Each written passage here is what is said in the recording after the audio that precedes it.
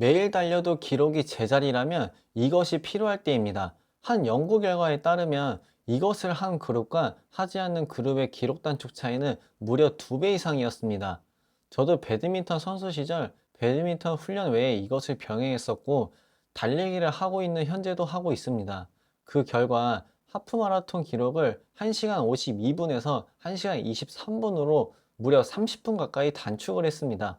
도대체 무엇을 했길래 이런 결과를 만들어냈는지, 또 이것을 언제 어떻게 해야 의미 있는 훈련이 되는지 조금 더 정확하게 알고자 여러 자료들을 찾아봤고, 엘리트 퍼포먼스 전문가이며 물리치료사인 니클라스 라스너의 해외 유튜브의 내용 중 공감이 되는 부분이 있어 함께 공유드리겠습니다.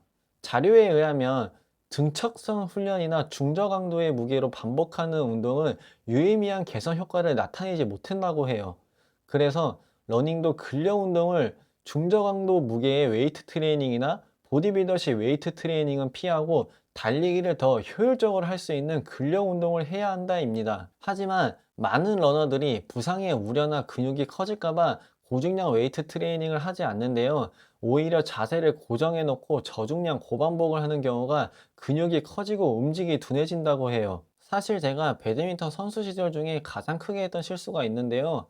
스스로 재활 중에 고정된 자세로 저중량 고반복의 웨이트 트레이닝을 했었던 거예요. 재활은 완벽히 끝나는데도 코트 안에서 움직임이 너무 둔해져 경기를 제대로 망친 경험이 있었어요. 다시 예전과 같은 움직임으로 돌아오는데 시간이 엄청 오래 걸렸어요. 그래서 어떤 운동을 해야 달리기가 더 빨라지냐면, 고중량 웨이트 트레이닝과 플라이오메트릭 훈련을 함께 하는 것이 러너들에게 가장 효과적이고 완벽에 가까운 훈련 방법이라고 합니다. 연구 결과를 보면 플라이오메트릭 훈련만 했을 때는 아주 미비한 효과가 있었고, 고중량 웨이트 트레이닝만 했을 때는 그래도 괜찮은 의미 있는 효과가 있었고요. 마지막으로 고중량 웨이트 트레이닝과 함께 플라이오메트릭 훈련을 했을 때 기록을 크게 줄이는 아주 큰 효과가 있었는데요. 하지만 운동을 안 해본 초보자나 입문자분들은 바로 무거운 무게의 웨이트 트레이닝을 하거나 플라이오메트릭 훈련을 한다면 부상으로 이어질 확률이 매우 높기 때문에 단계별로 접근해야 한다고 해요. 그러니까 초보자, 입문자분들은 아직 근력이 부족하기 때문에 기초 단계를 거치셔야 되는데요. 기초 단계의 목표는 안정성과 근지구력을 기르고 부상 예방과 움직임에 중점을 두는 거예요. 그렇기 때문에 종아리와 아킬레스를 강화하기 위해 카프레이즈를 해주시고요. 안정성을 위해 싱글 브릿지나 계단 오르기, 그리고 맨몸으로 스쿼트나 런지 등을 해주시면서 기초 근력을 키워주세요. 운동당 10회에서 25회, 그리고 주 2회에서 3회, 그리고 4주에서 6주 정도 진행해 주시고요. 가장 중요한 건 정확한 자세로 해야 원하는 부위를 강화시킬 수 있다는 거예요. 이제 어느 정도 근력이 생겼다면 바벨과 덤벨을 이용해 강해지셔야 돼요. 스쿼트, 데드리프트, 힙 스러스트 등을 고중량으로 해주세요. 이 운동들을 해주면 같은 페이스를 더 적은 노력으로 달릴 수 있게 돼요.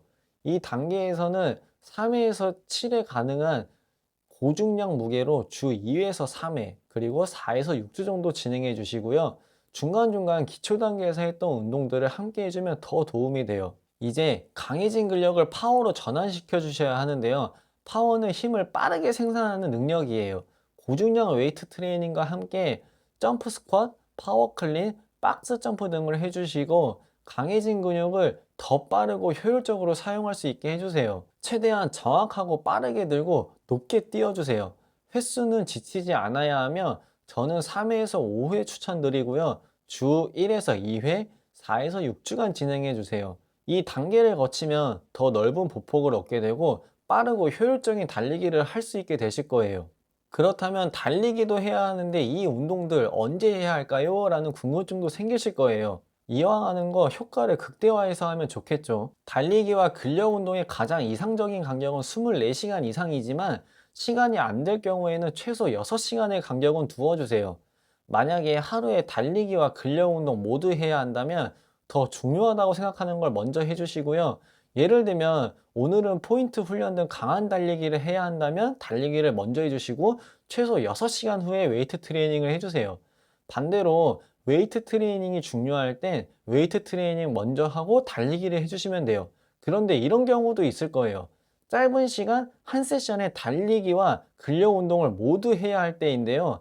이때는 웨이트 트레이닝을 먼저 해주고 달리기는 천천히 조깅만 해주세요. 만약에 달리기를 먼저 한다면 아무리 천천히 달려도 지쳐있기 때문에 고중량 웨이트 시 부상 위험이 크고 효율이 낮아지기 때문에 그렇게 하는 거 추천드리지 않을게요. 마지막으로 주의해야 할 점은 회복하는 날 근력 운동을 하는 거예요. 이러면 몸이 회복할 시간이 없기 때문에 피해 주시는 게 좋고요. 차라리 하루에 몰아서 하고 회복하는 날은 확실하게 회복에 집중해 주시는 게 훨씬 더 도움이 된다고 해요.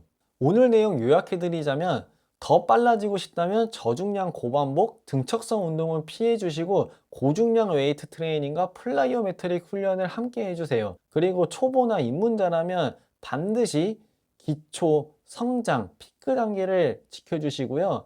훈련 효과를 위해 훈련 일정을 전략적으로 회복과 강화를 배치해 주세요. 더 빨라지기 위해선 더 강한 근력과 탄성이 뒷받침이 돼야 돼요. 그래야 부상 위험도 줄어들면서 더 효율적인 달리기를 할 수 있게 되는 거죠. 본인의 한계를 넘어서기 위해선 이런 훈련들을 함께 해준다면 반드시 좋은 결과가 있을 거예요. 다음에 더 좋은 정보로 찾아뵙도록 하겠습니다. 오늘 영상 도움되셨다면 구독과 좋아요 부탁드립니다. 시청해주셔서 감사합니다.